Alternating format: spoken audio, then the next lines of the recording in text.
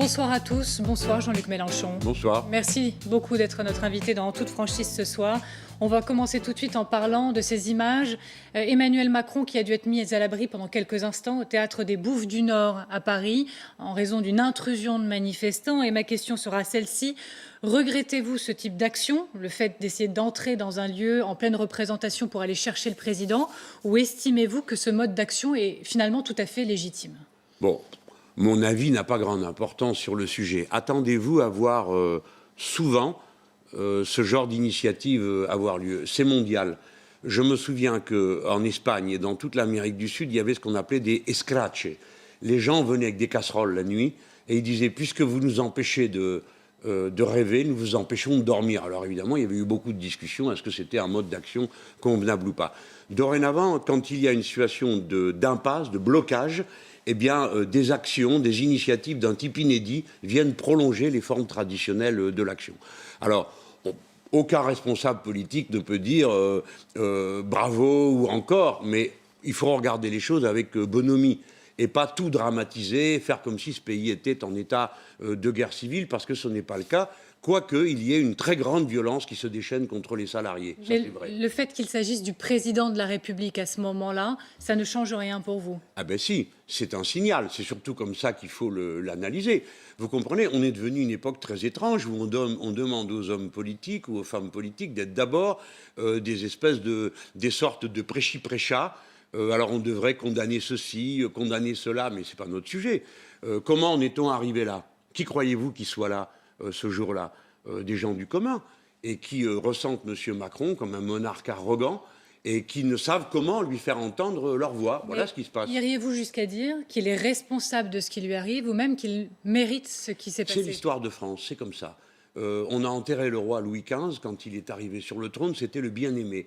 On l'a enterré de nuit et les gens jetaient des pierres sur son corbillard. C'est l'histoire de France. Il y a un rapport à la France avec ceux qui la dirigent qui est spécial. Et c'est à lui de faire attention d'abord à ne pas donner le sentiment qu'il méprise tout le monde. Et tout le monde aujourd'hui ressent son attitude comme du mépris. Il y a ces phrases qui resteront quand il a qualifié les gens qui ne sont rien dans les gares. Tout ça reste. Il y a une ambiance autour du président de la République, plus le fait qu'il n'arrête pas de leur dire eh ben, je ferai quand même ce que j'ai décidé. Les gens sont en grève. Il sait que les gens souffrent, ou alors il ne connaît personne dans ce milieu-là. Ils savent que ça coûte la grève, que ça coûte des sous. Et ceux qui l'ont fait en pleine fête de Noël ont un courage extraordinaire. Il leur a dit bon ben moi je verrai, je vous retrouve le 9 janvier. Toute cette cruauté sociale, tout d'un coup, lui ressaute à la figure. Je pense qu'il est assez largement responsable, y compris de cette situation, même si, évidemment, on peut souhaiter que les personnalités publiques puissent continuer à avoir une vie personnelle. Sur ce mode d'action, aujourd'hui, sur ce plateau, une ou plusieurs personnes ont rappelé que vous, quand des policiers sont venus manifester devant votre siège, celui de la France Insoumise, ça ne vous avait pas plu du tout. Ce n'est pas comparable selon vous? Non, ça n'a rien à voir. Parce qu'il s'agissait d'un syndicat de police, ce n'était pas des personnes. C'est un syndicat de police est venu manifester devant notre siège. Et on ne sait pas ce qu'ils avaient l'intention de faire. J'ai donc pris la décision d'évacuer le siège et de les laisser devant une structure vide. Parce que je ne voulais pas qu'on s'expose à des tensions, des mots, et j'ai assez payé cher pour avoir protesté une première fois contre un abus de pouvoir judiciaire qui m'était fait. Par conséquent, moi j'ai choisi de faire baisser immédiatement la tension en n'y étant pas. Mais enfin, je rappelle qu'un syndicat de police a pu faire une manifestation devant le siège d'un parti politique sans que ça n'émeuve grand monde. Et peut-être ça va me fournir une occasion de vous dire que j'ai alerté tôt que les choses étaient en train de mal tourner. Et que par conséquent, le pouvoir commettait, le régime commet une très grande erreur de ne compter que sur la police pour faire passer ses idées. C'est une très mauvaise méthode en démocratie. J'ai alerté à temps. Nous avons déposé des projets de loi contre l'usage des LBD, contre l'usage des grenades de désencerclement et contre les méthodes de plaquage au sol.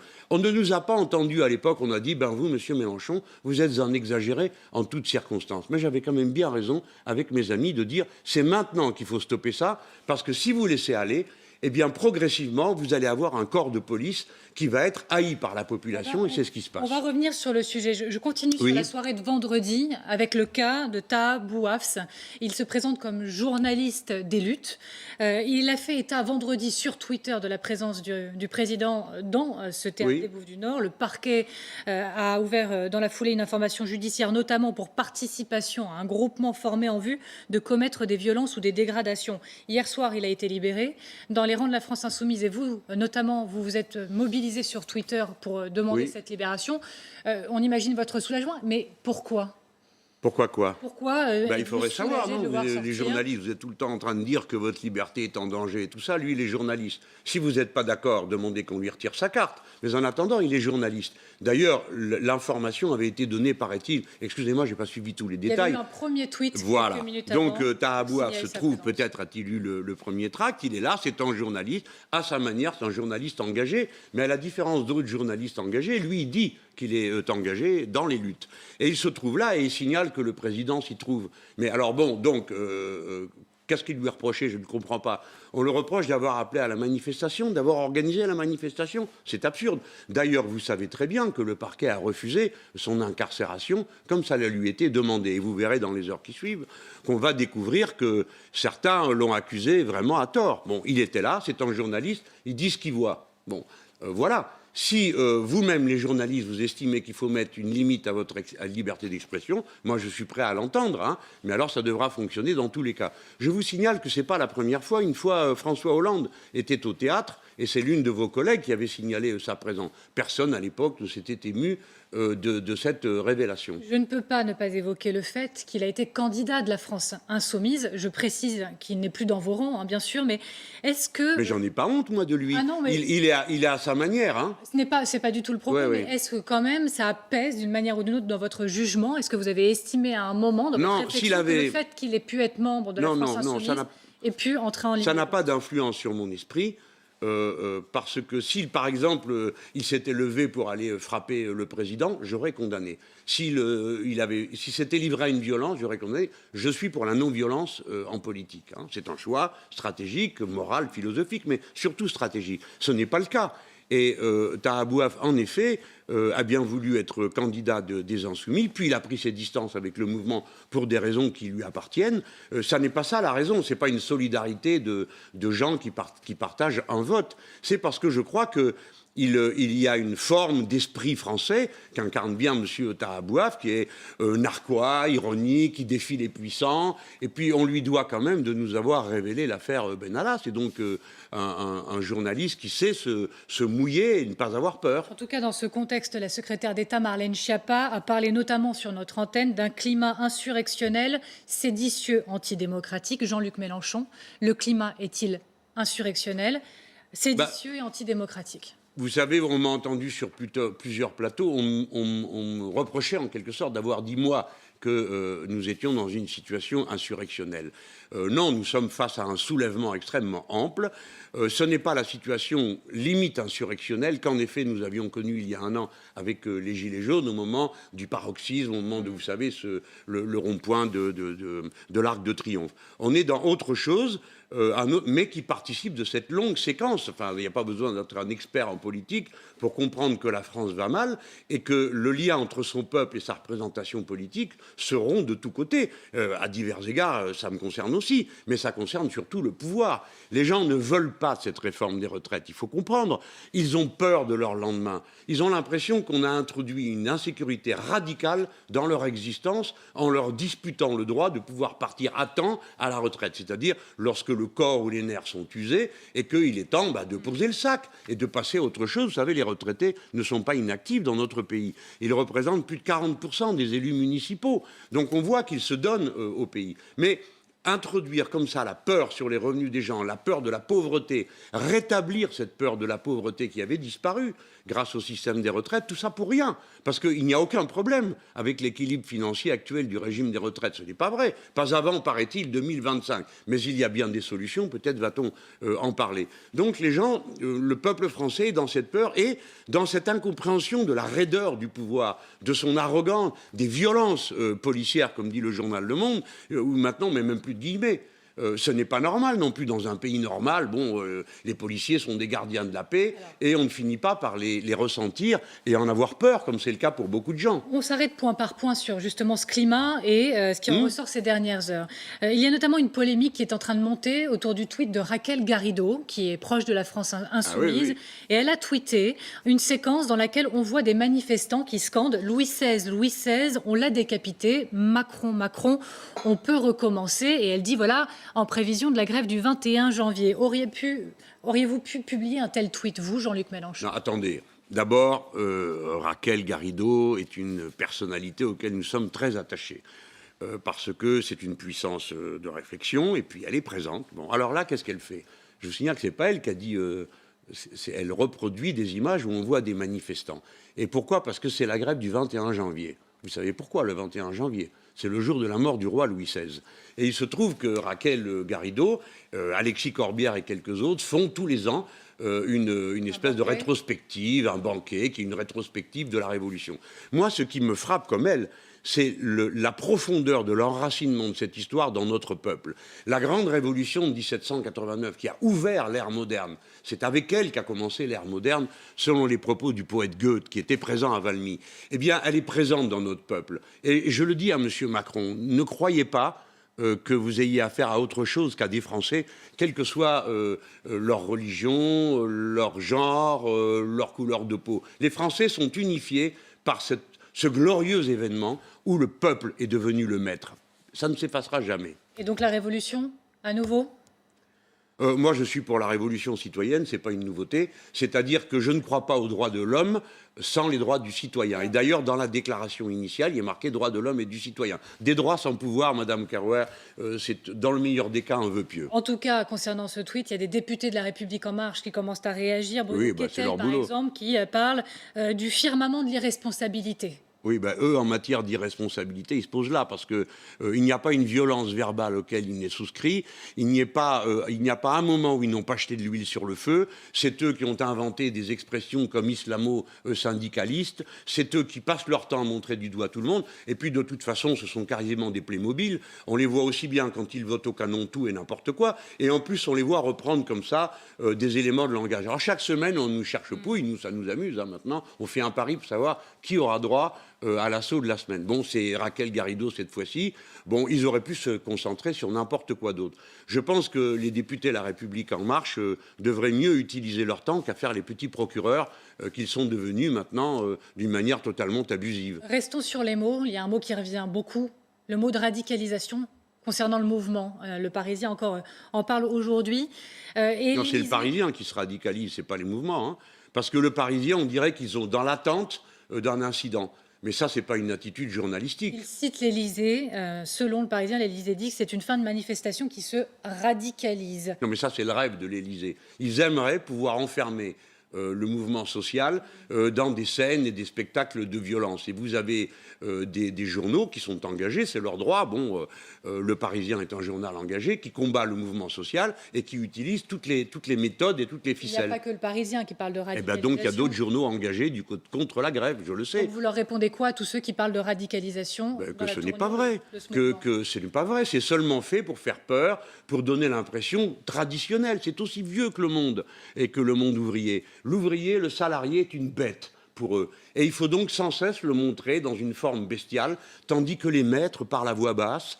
Mais il y a des dizaines de beaux textes de Victor Hugo, de Jean Jaurès, sur ce décalage entre la violence polie des puissants qui peuvent ordonner, par exemple, que tout le monde ne partira pas à la retraite avant 64, 67 ans, exposant les corps, les esprits, les familles à une usure totale, mais ils le font avec une belle voix et l'air suave. Et quand les gens n'en peuvent plus, laissent éclater leur colère, le disent, alors on dit « Ah, regardez, comme ces gens s'énervent ». Les dominants ont toujours fait comme ça. Ils le font avec les femmes, qu'ils traitent d'hystériques quand elles se révoltent contre la situation qui leur est faite. Ils le sont contre les salariés. Ils le sont contre tous ceux qui protestent contre l'ordre établi. Moi, moi, je pourrais vous montrer, Madame Kerouac, des dizaines de photos de moi, le poing fermé, la bouche ouverte, les cheveux en bataille, parce qu'on nous bestialise. C'est comme ça. Qu'avez-vous pensé de la une du Point qui montre Philippe Martinez, le visage extrêmement dur et fermé, avec ce titre, la CGT est en train de je vous remercie la France, puisque bon, je vous remercie de me proposer. Oui, je vous remercie de me proposer la transition, parce que je n'aurais pas fait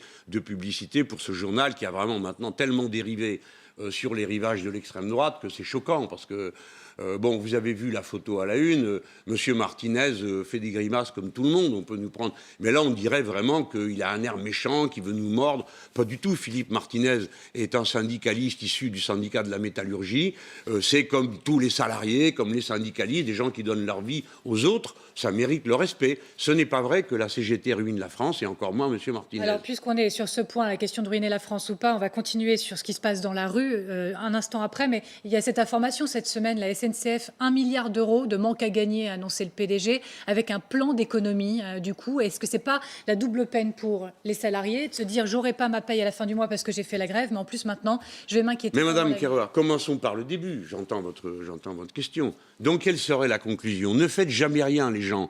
Subissez, taisez-vous. Taisez-vous, taisez-vous, taisez-vous. La grève est en droit. Que la grève coûte aux grévistes, c'est une certitude. Que la grève coûte à l'économie, c'est une certitude. C'est pourquoi il faut faire en sorte qu'on n'aille pas au bout d'un conflit avec une telle violence qu'on en soit réduit à ça.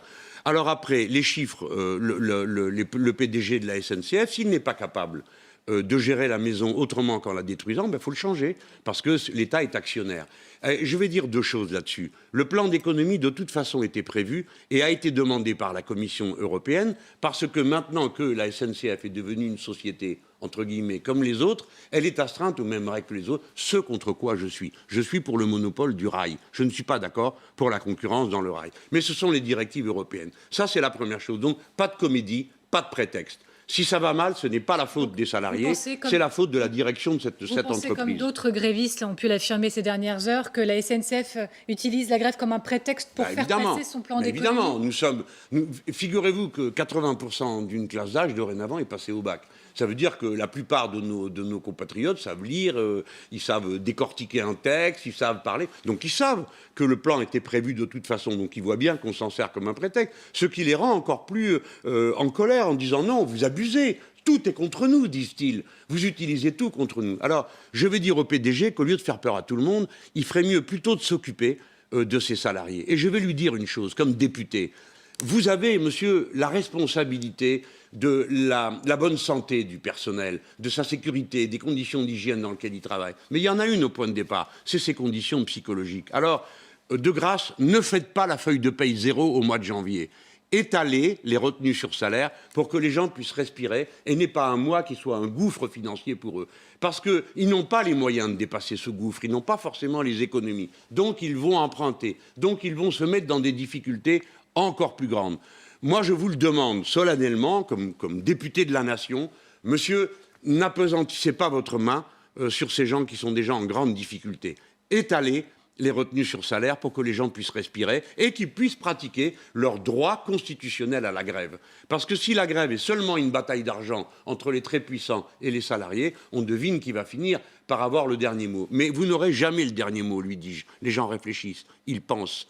Et même s'ils arrêtent la grève, ils continuent à penser. Et c'est une marque indélébile qui sera sur leur esprit. On va continuer de développer justement ce mouvement et on va reprendre un peu le fil des événements des dernières heures. C'est notamment une nouvelle vidéo qui a émergé après la manifestation d'hier, tournée par une manifestante, et on voit un policier qui frappe un homme à terre, des coups à la hauteur de la tête, et le policier fait partie d'une brigade d'intervention, alors que l'homme semble plutôt maîtrisé. Je précise que dans cette vidéo, on ne voit pas ce qui se passe avant l'intervention. Le préfet a demandé que la lumière soit faite. Une enquête est ouverte. Enquête ouverte est confiée à l'IGPN, la police des polices. Comment réagissez-vous, Jean-Luc Mélenchon, sachant que le préfet s'est saisi peut-être plus rapidement que dans d'autres cas de l'affaire et que le gouvernement, cette semaine, et le président lui-même ont amorcé un changement de ton, selon certains, sur la question de l'exemplarité de la police, parlant de déontologie? Alors, prenons les choses dans l'ordre. D'abord, il faut rendre grâce à la presse qui, en prenant en charge le thème, parce que pendant des mois, pratiquement un an, moi j'ai eu l'impression qu'on était très peu à dénoncer ce qui se passait en disant attention à la dérive.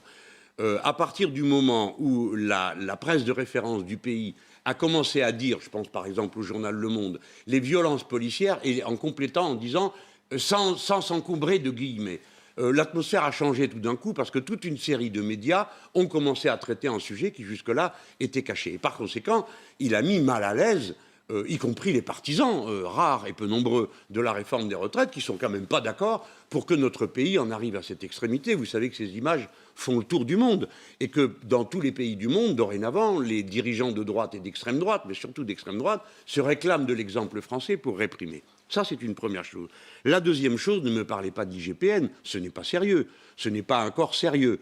400 plaintes ont été déposées depuis plus d'1 an et 2 seulement ont eu une suite en justice. Nous avons tous vu des relax prononcés par des relax, des non-lieux ou ce que vous voudrez par ce corps, donc ça ne marche pas, c'est pas au point. Et dernière chose à dire... Je m'arrête juste sur l'IGPN. Oui, si l'IGPN était indépendant, ça pourrait changer les choses? C'est compliqué. Il faut qu'on ait une bonne discussion parlementaire sur le sujet, parce que qu'est-ce que ce serait une IGPN indépendante, composée de qui?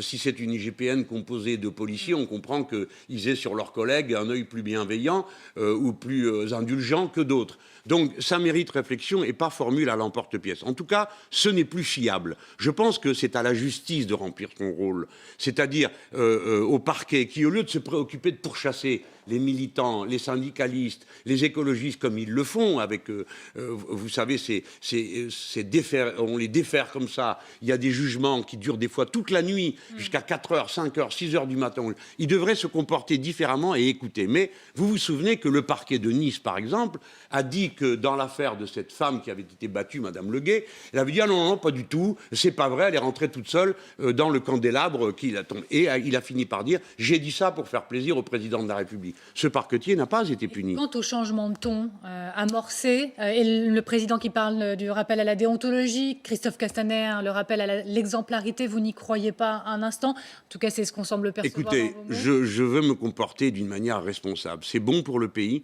que les plus hauts responsables se rendent enfin compte de ce qu'ils ont déchaîné. Mais il ne faudrait pas que la responsabilité qui est la leur soit retirée. Parce que les policiers, ils servent et ils obéissent aux consignes qu'ils reçoivent. Et évidemment, ces consignes les conduisent à aller au contact. Et évidemment, le contact, Madame Kerouard, nous sommes tous des êtres humains, et les policiers aussi. Si bien qu'ils sont conduits à abuser, pour certains d'entre eux, de la force dans des conditions telles que le discrédit se répand sur tout le corps. Alors, nous avons besoin d'une police de gardiens de la paix, pas de maintien de l'ordre, comme on dit, parce que pour l'instant, c'est eux qui créent le désordre. Mais on a donc besoin de gardiens de la paix. Et on a besoin que des limites soient mises, d'abord dans les matériels utilisés. Je vous rappelle que le président de la République et M. Castaner savent tous les deux que nous avons déposé une proposition de loi interdisant les grenades de désencerclement et les LBD. La porte-parole du gouvernement, interrogée aujourd'hui sur le sujet, dit qu'il y a un livre blanc qui est en cours d'écriture avec la question du LBD, le ceinturage aussi au sol. Que La proposition de loi est prête, nous l'avons déjà déposée, y compris sur le ceinturage au sol. On sait que dans votre viseur, pardonnez-moi pour l'expression, il y a souvent le préfet de Paris, oui. Didier Lallement. Oui, oui. Vous demandez toujours sa démission? Oui, bien sûr, parce qu'il est inapte à cette fonction. Il a été recruté par M. Castaner en raison des violences qu'il avait protégées et même encouragées lorsqu'il était préfet de région et à l'occasion desquelles le député Loïc Prudhomme, député de la Gironde, avait été battu sans qu'il y ait aucune suite, ni même des excuses, ni même un mot de courtoisie comme c'est la règle. À l'inverse, le préfet Lallement avait félicité, et moi à l'époque j'avais mis en garde. Attention, quand un préfet commence à avoir ce type d'attitude, ça veut dire que dans sa tête quelque chose s'est rompu. Et nous l'avons vu quand il a dit à une dame « nous ne sommes pas dans le même camp ». À ce sujet, Emmanuel Macron, en marge de ses vœux, a dit à des journalistes qu'il avait estimé que le préfet avait commis une faute en disant à cette gilet jaune, en effet, qu'il n'était pas dans le même camp. Bon, ben, tant mieux, parce qu'il est temps que le président Macron se rende compte de ce qui est en train de se passer et qui n'est pas acceptable. Mais vous m'avez parlé du livre blanc. Pas plus tard qu'hier soir, j'ai entendu une syndicaliste de la police, de FO, dire que ce livre blanc n'était pas écrit en dialogue réel avec les policiers qui sont sur le terrain. Et son discours m'a paru intéressant. Bon, elle faisait son devoir qui était de dire que tout va bien, mais elle disait quand même quelque chose de très important. Ce n'est pas juste que la police soit utilisée comme une réponse aux problèmes économiques et sociaux. Et je trouve que de sa part, il y avait beaucoup de clairvoyance.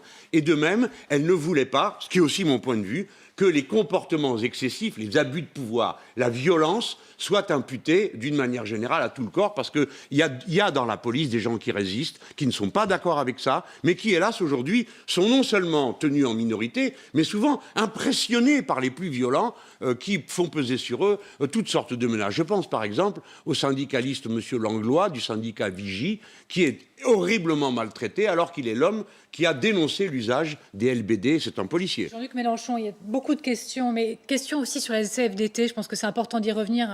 L'intrusion dans les locaux de la CFDT, c'était vendredi, par des manifestants. Laurent Berger a dénoncé une agression verbale, physique, les participants ont démenti la violence, mais Philippe Martinez, aujourd'hui, dénonce et condamne toute forme de violence. Vous appelez au calme. Moi, je suis sur la position de la non-violence dans l'action. Je l'ai déjà dit tant de fois que je me suis étonné qu'à intervalles réguliers, on m'impute toutes sortes de violences avec lesquelles je suis en désaccord, parce que j'ai mon âge, mon expérience politique, non seulement en France, mais dans le monde. Donc je sais que la violence n'a jamais servi ceux au nom desquels je parle. Nous avons toujours été les premières victimes de la violence, y compris de celles que déclenchaient nos amis. Parce que quand c'était une violence en bataille rangée, nous perdons. Nous sommes jugés, nous sommes condamnés. Lorsque c'est une violence armée, comme ça s'est produit dans certains pays de l'Amérique latine, les premiers qui meurent sont les militants les plus enthousiastes. Donc vous appelez au Par calme. conséquent, je ne sais pas au calme, je n'appelle pas au calme.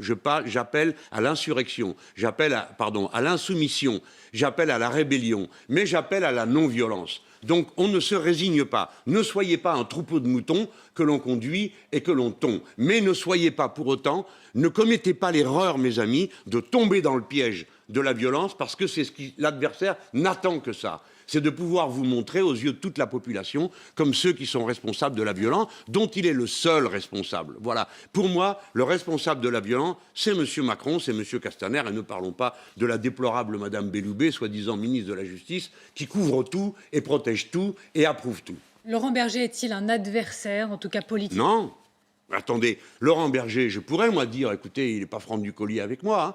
Quand il y a eu une manifestation de syndicalistes devant mon siège, il n'a pas protesté. De même, quand j'ai fait l'objet d'un abus de pouvoir judiciaire, il n'a rien dit. Mais Laurent Berger ne doit pas être traité d'une manière qui serve le contraire de nos idées. Bon, Monsieur Laurent Berger est à la tête d'un syndicat. Les syndiqués dont il est le secrétaire général sont contents de lui. Il faut le prendre comme un fait politique, comme un fait social, lui dire qu'on est en désaccord avec lui quand on l'est, mais ne pas amener à une situation où on passerait notre temps à se disputer entre syndicalistes, à se disputer entre gens qui manifestent. Sur les syndicats, vous aviez appelé avant les fêtes de Noël, je crois, un comité national d'action. Oui. En somme, une alliance avec les syndicats pour continuer la lutte. Alors, on est où? Est-ce que c'est lettre morte? Et si c'est le cas, est-ce que vous le regrettez? Ça n'est pas engagé, c'est tout à fait clair. Moi, je suis un partisan invétéré de la convergence, non seulement des luttes, mais des actions. C'est-à-dire que je crois qu'on est affaibli quand les syndicalistes, les militants politiques que ça intéresse, et les associatifs, et les assemblées citoyennes courent chacune dans leur couloir. Je suis pour qu'elles se fédèrent. Je suis donc partisan de la stratégie de la fédération populaire et j'estime que ça vaut aussi bien pour la lutte que pour les élections. Alors, évidemment, ces choses-là, on ne peut pas les faire à la va comme te pousse. Bon, une fois, je me suis avancé beaucoup sur la scène avec mes amis, les députés insoumis, au moment du Code du travail, si vous en souvenez. Alors, on avait appelé à une marche et tout ça. Et le résultat, on avait eu un beau succès avec la marche, mais c'est qu'on donnait l'impression qu'il y avait une compétition, qui était d'ailleurs attisée par de bons esprits que ça amusait, entre les syndicats et nous. Alors, donc, première tâche, ne pas aggraver, ne pas donner le sentiment de la division. Alors, j'ai demandé à M. Martinez, que je croise. M. Martinez est un secrétaire général qui est présent dans les luttes. On le voit dans les piquets de grève, etc. Ce n'est pas le cas de tous les autres. Mais lui, oui. Alors, j'ai eu l'occasion de le croiser et de lui dire qu'en penses-tu? Et il m'a dit, écoute, nous, c'est un peu difficile pour nous de participer à un comité de soutien. C'est nous qui faisons l'action. Donc, il va de soi qu'on soutient notre propre action. Et il m'a encouragé à plutôt à créer des initiatives où se rassembleraient des gens qui ne seraient pas directement des salariés. Alors, ça veut dire des personnalités, des organisations politiques. Eh bien, faisons-le. L'essentiel pour nous est d'aider, de se rendre utile, pas de créer des chikayas à propos de formes d'action. Comment ça, quelle structure? Écoutez, le député Coquerel a été chargé, insoumis Coquerel, a été chargé par notre groupe d'aller au contact pour voir quelle forme on pouvait mettre en avant. Mais d'ici là, on ne va pas rester les deux pieds dans le même soulier. Il faut continuer à collecter des sous pour les donner aux grévistes. Il faut participer aux journées d'action. Moi, j'ai appelé les insoumis partout dans le pays à s'impliquer et à aller fraterniser sur les piquets. Des petites choses, Madame Carroir, qui vous feront peut-être sourire, mais quand ils sont sur un piquet de grève, au bout de 30 jours de grève ou de 40 jours, le simple fait de venir, de dire des mots d'affection et de fraternité, d'apporter des petites choses, vous ne savez pas le bien que ça fait aux gens. J'ai vu l'autre jour une bande de gamins qui avaient décidé de faire des gâteaux, ça peut paraître curieux, pour les vendre, pour amener des sous à un piquet de grève. Les gens en étaient émus aux larmes. En ce qui concerne le travail collectif au Parlement, vous avez tenté la motion de censure. Oui. Bon, on vous a dit, le PS et les communistes, c'est pas franchement le moment. Est-ce que vous allez y retourner un peu plus tard avec cette motion Ah bah de oui, censure? bon, on a proposé ça, honnêtement. Je n'imaginais pas qu'ils puissent rejeter cette idée. Alors leur argument, c'est qu'on ne met pas une motion de censure en début de débat. Bah si. D'ailleurs, on le fait très régulièrement. La censure, c'est une censure sur le gouvernement. Il ne s'agit pas d'un texte en particulier, mais le texte en particulier, Madame Carwer, pardon, c'est un peu de la technique, il y aura une motion de rejet en début. En tout cas, nous, on va en déposer une. Si j'ai bien compris, ni les communistes ni les socialistes le feront. Alors, ça me paraît étrange. Moi, je suis pour rejeter le texte et censurer le gouvernement. Alors, peut-être qu'on vous dire, c'est perdu d'avance, ben, peut-être bien, mais la démocratie parlementaire doit jouer. Madame Carwer, regardez le nombre de choses que nous payons avec cette histoire de loi sur les retraites. Des violences policières, avec beaucoup de violences dont les policiers vont aussi pâtir, et les gens. Des souffrances économiques terribles pour les gens qui sont dans la grève, mais aussi pour ceux qui ne peuvent pas se déplacer ou ne peuvent pas faire des affaires à ce moment-là. Nous allons subir une violence parlementaire. On va nous mettre un texte avec des trous dedans. C'est la première fois qu'on verra un truc pareil. Déjà avant, les gens disaient « Oh là là, les ordonnances, c'est pas croyable, on donne tous les pouvoirs au gouvernement. » Mais là, on va nous donner à voter un texte avec des trous sur la date de départ. Est-ce qu'il y a un âge pivot? Est-ce qu'il y a un âge d'équilibre? C'est quand même incroyable. Donc, il y aura motion de censure. Ce n'est pas possible, nous ne sommes que 17. Alors, sur la question... Nous devons être 60. La question, donc, mais vous ne perdez pas espoir pour une prochaine échéance? Oui, mais je ne sais pas, peut-être que la droite va, elle a les moyens de déposer une motion de censure. Alors sûrement que leur texte n'est pas fameux. Mais vous pourriez signer une motion de censure portée par la droite si nécessaire. En tout cas, la signer non, parce qu'ils vont écrire des horreurs. Et on ne peut pas les cautionner. Mais la voter, oui, sans doute. Alors, sur le travail en commun, Fabien Alors, Roussel, d'ailleurs, je mets au pied du mur. Moi, j'aurais préféré qu'on ait notre motion de censure à nous. Et d'ailleurs, j'ajoute que quand on la dépose, tout le monde parle. Tout le monde a le droit à la parole, pas seulement ceux qui veulent censurer. Il y a ceux qui sont contre et les différents partis, groupes représentés au Parlement. Bon, nous ne pouvons pas l'avoir puisque socialistes et communistes ne veulent pas la déposer. Mais si la droite qui prétend combattre le projet dépose une motion de censure, oui, nous la voterons. Alors, juste pour finir sur le mouvement, j'imagine que vous ne parlez pas d'essoufflement, mais est-ce que vous êtes d'accord pour dire que la grève classique telle qu'elle existe, c'est-à-dire grande mobilisation dans la rue, grève dans les transports, est terminée, mais que ça passe à autre chose? Et quelle est cette nouvelle forme qu'est en train de prendre cette contestation aujourd'hui? Alors, vous faites bien de signaler que lorsque la grève se ralentit ici ou là, ça ne veut pas dire que les gens ont changé d'avis. Il faudrait quand même bien distinguer les choses. Je vais vous dire que ceux qui reprennent le font en larmes. C'est très dur pour eux, après un sacrifice pareil, de devoir reprendre pour certains d'entre eux. Mais les formes d'action, il va y en avoir d'autres. D'abord, il y a des secteurs. D'abord, la grève 1 n'est pas finie. 2, je parle de la grève des transports, parce que c'est celle qui s'observe le plus. Mais dans tous les autres secteurs de la population, vous avez une ébullition. Dans la santé, avec les médecins, les chefs de service qui démissionnent de leurs responsabilités, chez les avocats, chez les gens de culture, chez les enseignants. Partout, il y a des mouvements. Alors, ne croyez pas, et je mets en garde M. Macron, qu'il ne se trompe pas sur le sens des événements. Il ne peut pas penser qu'il a réussi à refermer le couvercle. Ce n'est pas vrai. Il va donc y avoir des formes très diverses. Alors, Madame Carrouard, si on n'entend pas les gens quand ils font le sacrifice de leur paye, ne vous étonnez pas qu'ils fassent monter le ton derrière. Mais ça, en seront responsables ceux qui auront laissé pourrir la situation. Je tiens à vous parler de l'élection présidentielle. Pourquoi Jean-Luc Mélenchon? Parce que Marine Le Pen a dit cette semaine qu'elle se lançait dans la campagne. Je vais reparler de Marine Le Pen. Mais j'ai envie de reprendre des nouvelles de votre candidature à vous. On s'en était parlé au mois d'octobre. Est-ce que vous avez avancé sur le sujet? Moi, je vous ai dit, je ne cherche pas à me défiler. Je sais que j'ai une décision à prendre. Je la prendrai le moment venu et lorsque les circonstances me permettront d'apprécier correctement le contexte. Mais aujourd'hui, franchement, le centre du monde, ce n'est pas les candidats à la présidentielle. Puis il y a un truc un peu pervers dans cette affaire. Alors, en gros, on dirait aux gens, écoutez, arrêtez tout ça, de toute façon, on se retrouve à la présidentielle. Non, non, pas question. Il faut que la vie démocratique du pays ait lieu, qu'elle ne soit pas étouffée par la monarchie présidentielle. Quelles sont ces circonstances qui vous amèneraient à dire, qui vous amèneront à vous verrez, parce que je suis un rusé stratège. Et c'est le bon timing. Mais c'est quoi la deadline, comme on dit encore une fois? C'est ma manière d'évaluer les choses avec mes amis. Je fais rarement les choses tout seul. Bon, Madame Le Pen, elle annonce qu'elle est candidate. C'est pas pour nous fournir un sujet de conversation. C'est pour faire taire les éventuelles oppositions internes de son mouvement, qui disait bon, on se prépare pour le cas où il faisait semblant de dire si jamais elle ne voulait pas être candidate, parce que la dernière fois elle a eu beaucoup de mal, tout ça, alors on préparait autre chose. Donc alors, elle a mis point final, c'est moi la candidate, terminé, je ne vois qu'une seule tête. C'est une méthode, ça la regarde, à la fin ils voteront, mais je pense que ça a un sens interne. Elle veut, comment dire, contenir, maintenir, diriger la situation interne. Ce n'est pas un message pour le pays. Qu'est-ce que vous croyez que le pays en a à faire de savoir qui va être candidat en 2022? Il sera bien temps de le voir. Elle n'a pas pris une longueur d'avance en se déclarant Marine Le Pen, là? Peut-être une longueur de retard, parce que vous savez, la vie politique aujourd'hui, ça use. Hein. Et Ségolène Royal, alors? Ségolène Royal qui lance son association, vous l'avez suivi très certainement, elle se dit prête pour 2022. Elle veut être la troisième voie, en tout cas, elle va observer l'état du pays et voir si elle sera cette troisième voie face à Marine Le Pen, à Emmanuel Macron. Mais pas face à vous, du coup, Jean-Luc Mélenchon. Je pense que tout le monde va dire ça. Hein. Serait-elle une concurrente pour vous, Jean-Luc Mélenchon? Je pense que les candidats seront tous concurrents. Déjà, on commence à connaître le tableau. Alors donc, pour les forces de la gauche traditionnelle, donc nous avons Madame Ségolène Royal qui vient de s'avancer et de proposer sa candidature. Les communistes ont dit qu'ils auront une candidature. Les Verts ont dit qu'ils auront une candidature.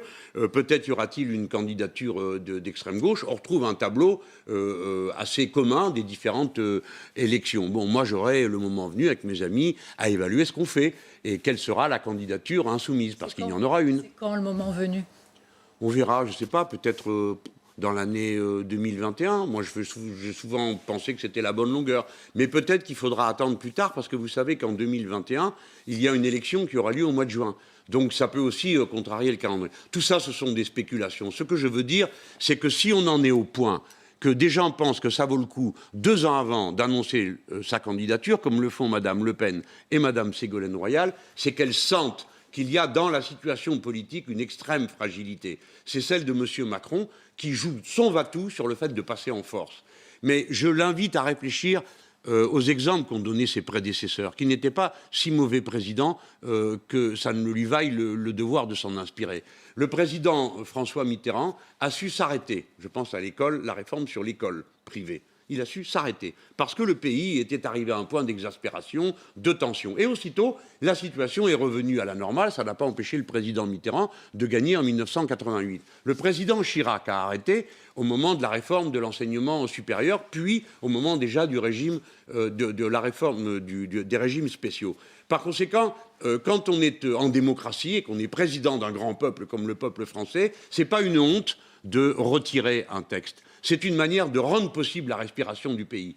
M. Macron a tort de croire qu'on gouverne les Français en humiliant une partie du pays. Il a tort de le croire. Ici, les gens sont des rebelles et des insoumis de naissance, même s'ils ne votent pas tous insoumis. Jean-Luc Mélenchon, c'est l'heure de l'interpellation de Guillaume Tabar, éditorialiste au Figaro. Bonsoir Guillaume, vous avez suivi l'interview depuis la régie, depuis les coulisses. Et vous allez nous dire ce que Voici un gauchiste qui arrive. Vous allez nous dire ce que vous en avez pensé. Bonsoir, Monsieur Mélenchon. Bonsoir, Monsieur Tabar. Je vous ai écouté effectivement attentivement, notamment lorsque vous avez parlé de la question de la violence. Et j'ai trouvé qu'il y avait un petit peu 2 poids, 2 mesures dans vos propos. Je vous ai trouvé très intraitable, très virulent lorsque, face aux violences verbales des élus de La République En Marche ou de celles du président de la République. En revanche, lorsqu'elles viennent de gens qui vous sont plus proches, vous parlez de bonhomie, à propos de l'intrusion au bout du Nord, à propos du tweet de Raquel Garrigo, vous potez un peu en touche en disant qu'elle fait un éloge général de la Révolution, alors que le tweet qu'elle relaie parle bien de décapitation de Louis XVI et on commence pour Emmanuel Macron. Donc là aussi, il y a un peu peut-être de poids de mesure. Ma personne est sacrée, hein, cette phrase vous dit c'est vrai, ça reste vrai. Ça reste vrai pour tout député. Voilà, et je vais peut-être vous surprendre, je vous donne raison sur ce point-là. Merci, Monsieur Tabar, enfin un lettré dans ce pays. En tant qu'élu de la République, vous avez raison, mais est-ce qu'à ce moment-là, le président de la République aussi, on ne peut pas dire, est-ce que vous-même, vous ne devez pas dire, sa personne est sacrée et on ne s'en prend pas au président de la République, y compris comme ça a été le cas vendredi? Écoutez, Monsieur Tabar, d'abord, que je critique les députés de la majorité est quand même assez bien dans la répartition des rôles. Je ne botte pas en touche par rapport à Raquel Garrido, pour qui j'ai une immense estime, que je trouve drôle, intelligente, et son tweet nous sert parce que nous avons toujours intérêt à brasser la braise de la révolution de 89. Vous le savez très bien. Décapité.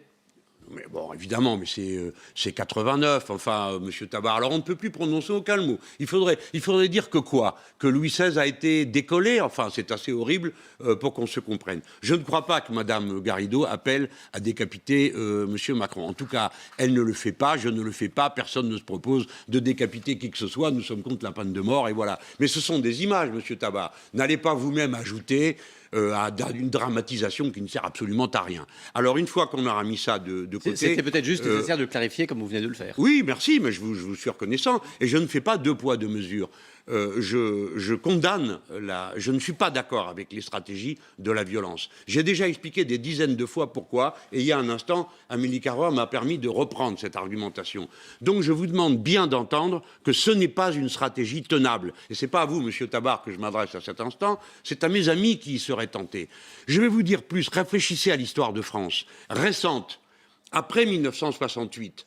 Dans plusieurs pays se sont constituées des organisations extrêmement violentes à l'extrême droite et à l'extrême gauche. Nous avons eu les Brigades Rouges en Italie, nous avons eu la bande Abadère en Allemagne. Mais en France, nous n'avons rien eu de tout ça, sinon une petite équipe qui s'appelait Action Directe, bon, qui a procédé à un assassinat d'ailleurs, mais ça n'a jamais pris. Renault, oui. Oui, ça n'a jamais pris. Pourquoi? Parce qu'il y avait une solution politique qui était l'union de la gauche et semblait se dessiner la victoire électorale. En France, actuellement, c'est l'émiettement électoral.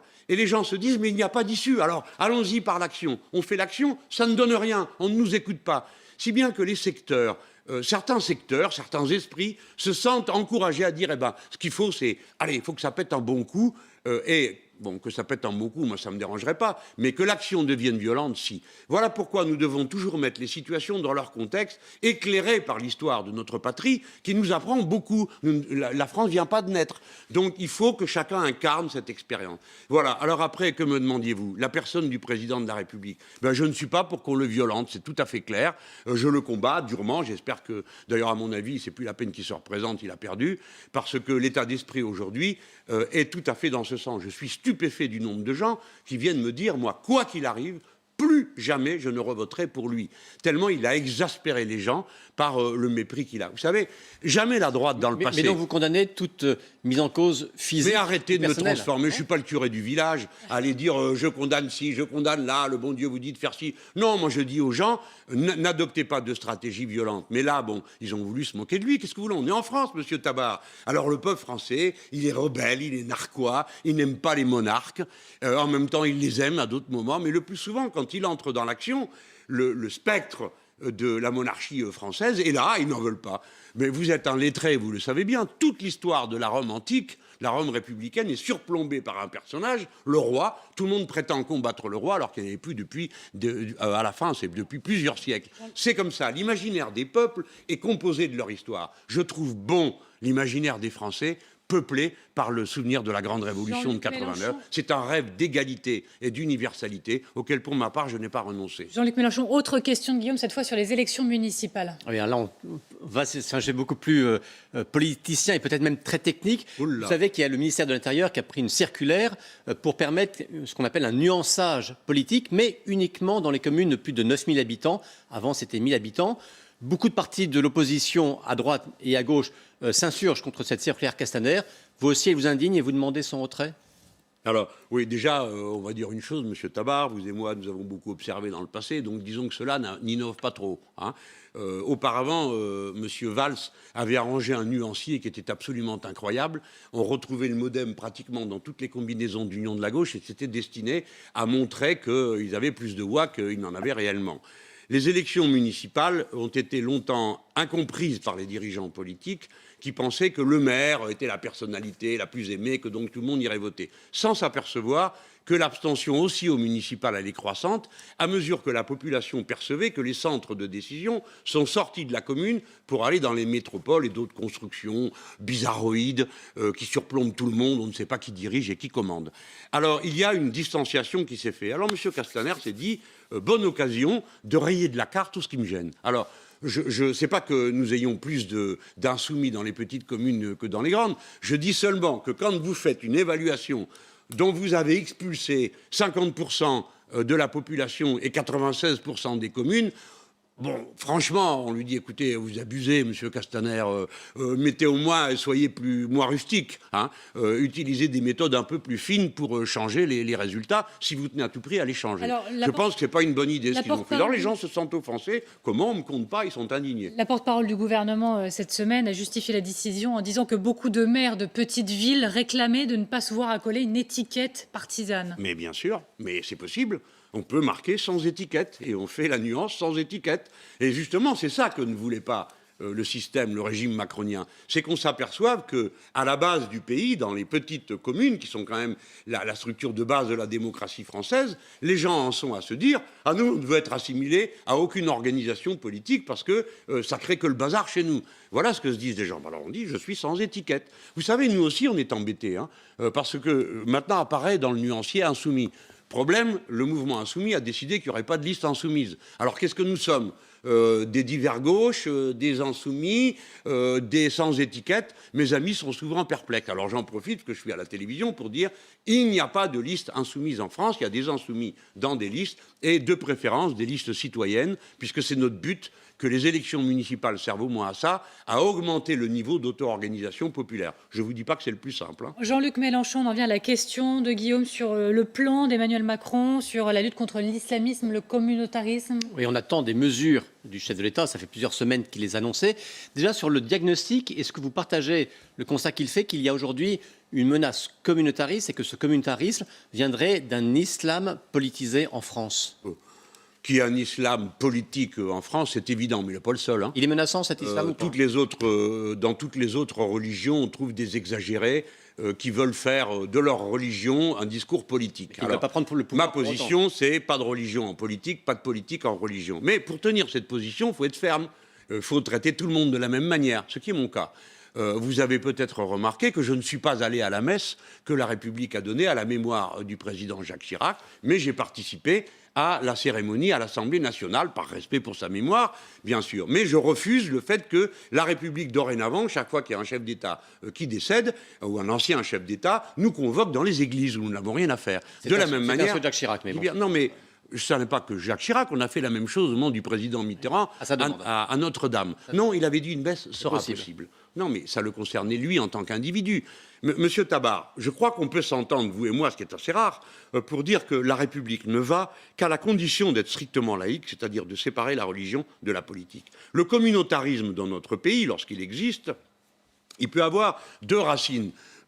Bon, il y a le communautarisme qui pose de problèmes à personne. Les gens qui disent, bah nous sommes, je sais pas quoi, moi, la communauté des Bretons. Bah c'est pas un problème. Mais là, on parle des mais là où on parle, on parle de gens qui font de leur communauté un outil politique. Ils veulent en faire un outil politique. Je dis qu'ils veulent parce qu'ils n'y arrivent pas. Alors là, la réponse est non. Mais pour pouvoir tenir bon, pour que la République soit crédible, il faut que tout le monde soit traité de la même manière. Or, l'impression d'une partie de la population, c'est que ça dépend. Et je ne veux pas m'engager à dire ce que je pense de certains communautarismes, et notamment à la matrice de tous les communautarismes dans ce pays, qui est cette association nommée prétentieusement Conseil représentatif des institutions juives de France. Il n'y a pas d'institution juive en République, ni d'institution musulmane, ni d'institution catholique. Par conséquent, moi je suis pour qu'on tienne à distance tous les communautarismes, qui n'empêchent pas les gens de se réunir entre eux. Hein. Je ne veux pas empêcher le CRIF de se réunir ou tel de se réunir. Mais non, n'entrez pas dans la sphère publique, ne venez pas vous mêler de donner des consignes politiques. Mais il faut combattre le communautarisme islamiste. Pardon ? Est-ce qu'il faut combattre le communautarisme islamiste ? Il faut combattre tous les communautarismes, monsieur Tabar, je viens de vous le dire. Et en particulier celui-ci ou celui-là, non, je ne le dirai pas. Je dirais il faut combattre les communautarismes. Mais comprenez, qu'est-ce que c'est que le communautarisme ? Pour aller à une définition qui mette tout le monde à l'aise. Hein, c'est quand des individus qui participent à une communauté disent qu'au nom de leur appartenance à cette communauté, ils font l'objet de droits spéciaux opposables à la loi. Eh bien ça, non. En République, la loi est la même pour tout le monde et elle s'applique à tout le monde. C'est pourquoi je fais toujours très attention de ne pas donner le sentiment d'être unilatéralement déséquilibré contre ceci ou contre cela, même si, de toute façon, chacun de ces communautarismes m'inspire une très grande méfiance et je suis pour les combattre. Vous voyez, moi je prends le risque de le faire. Hein. Tout le monde n'a pas ce courage-là. Jean-Luc Mélenchon, 2 dernières minutes, 2 images d'actualité que nous avons sélectionnées. Le Sahel, Emmanuel Macron annonce l'envoi de 220 soldats supplémentaires pour renforcer la force Barkhane. Au mois de novembre, vous aviez pointé du doigt la nécessité de cette opération au Mali. Votre réaction? Je salue les soldats qui exposent leur vie au service d'une cause confuse. Parce que quels sont les objectifs de la France? Nous y sommes. J'entends bien, mais nous ne sommes pas chez nous. Quand repartirons-nous? Quelles en sont les conditions politiques? Le président ne l'a jamais dit. Et c'est pourquoi je considère que c'est là une expédition tout à fait malheureuse et qui se déroule fort mal, puisqu'on a le plus grand mal à faire vivre une coalition de pays, parce qu'on a le plus grand mal à venir à bout d'à peine 1500 personnes armées. C'est de ça dont on parle. Et qu'on qualifie de terroristes dans un mélange où il y a les trafiquants de cigarettes et de drogue, des pasteurs nomades avec leurs troupeaux et de vrais terroristes, mais au sein d'une force armée qui est alimentée par les finances de certains pays qui les payent. Parce que ne croyez pas que ceux qu'on combat s'arment tout seuls, trouvent tout seuls leur voiture, leur essence et le reste. Il y a donc des gens qui payent. Qui sont-ils? Ça nous intéresse. Et les Émirats du Golfe ont souvent un rôle extrêmement ambigu. Et je reproche au président de ne pas nommer l'origine de nos adversaires. Qui paye? C'est ça la question. Et à quelles conditions repartirons-nous de là? Parce que nous ne sommes pas chez nous. Et notre relation à l'Afrique et aux peuples africains ne peut pas se résumer à cette présence militaire qu'ils ressentent aujourd'hui, il faut dire comme c'est, malheureusement pour nous, alors que ce sont les nôtres qui meurent, et ressentis quasiment comme une occupation. C'est insupportable, donc il faut changer la politique. Jean-Luc Mélenchon, je sais que c'est difficile, on a 20 secondes, j'essaye quand même. L'Iran, dernière image de cette émission. Les États-Unis, l'Iran, tension, vous les craignez, que craignez-vous? Eh bien, voici ce que j'ai à dire. Je rends les États-Unis d'Amérique totalement responsables de la tension qui s'est créée dans cette région, parce qu'ils ont quitté l'accord sur le nucléaire et parce qu'ils ont procédé à des assassinats ciblés absolument irresponsables. Mais pour autant, je ne voudrais pas d'une quelconque manière disculper le régime iranien de ces 2 tares fondamentales. La première, c'est que c'est un régime religieux, pas de religion en politique. Et il y a des élections en Iran, mais pour pouvoir être candidat, il faut que les curés soient d'accord. Je ne suis pas d'accord. Et deuxièmement, l'Iran prétend, ses gouvernants actuels, détruire l'État d'Israël. Ce qui est un projet insupportable qui, à lui seul, crée une tension incroyable dans cette région et évidemment favorise les extrêmes de l'autre côté en disant puisqu'ils veulent nous détruire, on s'organise. Donc nous devons fermement condamner ces 2 personnages que nous avons là sur votre écran comme étant des fauteurs de guerre. Et nous autres, les Français, nous devons être des non-alignés. Si nous voulons être entendus, ni alignés sur les uns, ni alignés sur les autres. La parole de la France. Jean-Luc Mélenchon, merci beaucoup d'avoir été notre invité en toute franchise ce soir. Merci beaucoup à vous, Guillaume, et à vous tous. Je dis à tout de suite le duel. Luc Ferry, Daniel Cohn-Bendit, c'est tout de suite.